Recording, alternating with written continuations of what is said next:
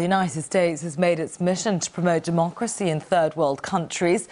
Billions of dollars flock to those who fall on Washington's side of the fence.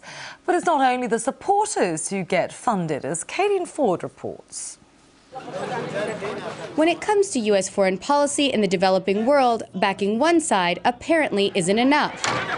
From the Middle East to Latin America to Eastern Europe, the U.S. government has made it a policy to fund the regime and the opposition.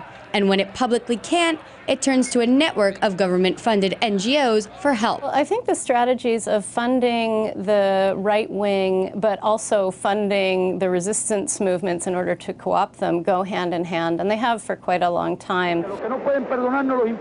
Following the Cuban Revolution, the Kennedy administration funneled money into Project Camelot, a controversial research project to write counterinsurgency manuals on people's revolutionary movements in Latin America, in order to co-opt them.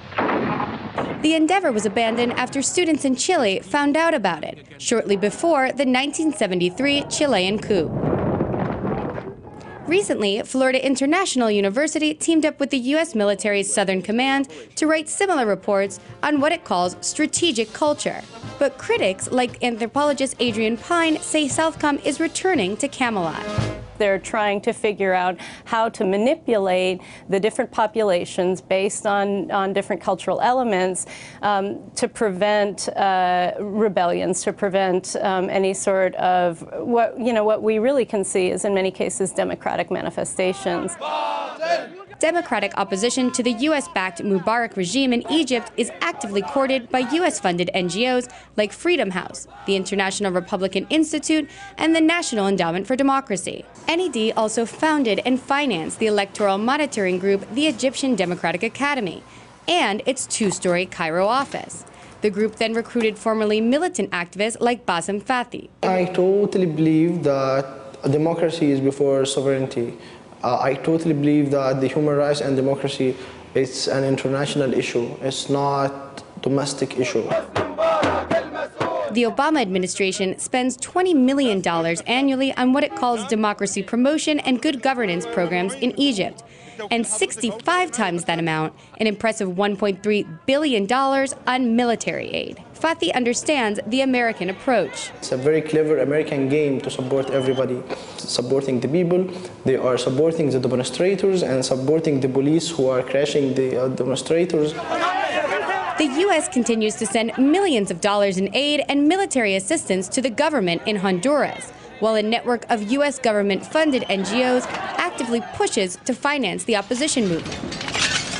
Lawyer Nectalí Rodezno opposed the 2009 military coup that ousted Honduras' democratically elected president. He sees the current government as an extension of the coup and what he calls masked organizations as trying to portray Honduras today as democratic. But it's not a democracy when a president is elected by only 25% of the voters in the country. 75% of the population is part of the popular resistance. There are more than 500,000 people in the streets in protest. Pine says that while working as a professor at the American University in Cairo, Freedom House tried to co-opt her students in a bid to silence them on certain issues, like Egyptian complicity in human rights violations in Gaza. Once people accept this money, they accept the conditions that go along with them. And those conditions force them to stop talking about the underlying political causes of the violations. But while grants of $1,000 can go a long way in poor countries like Honduras and Egypt, the money is hardly without strings attached. Many of these U.S. government-funded NGOs focus on financing human rights work around the world, without ever recognizing the underlying political, military, and economic causes for human rights violations, many the result of America pursuing its own interests abroad. But when these organizations pay big, popular movements lose out at the cost of real human rights change around the world. Kaylin Ford, RT, Washington, D.C.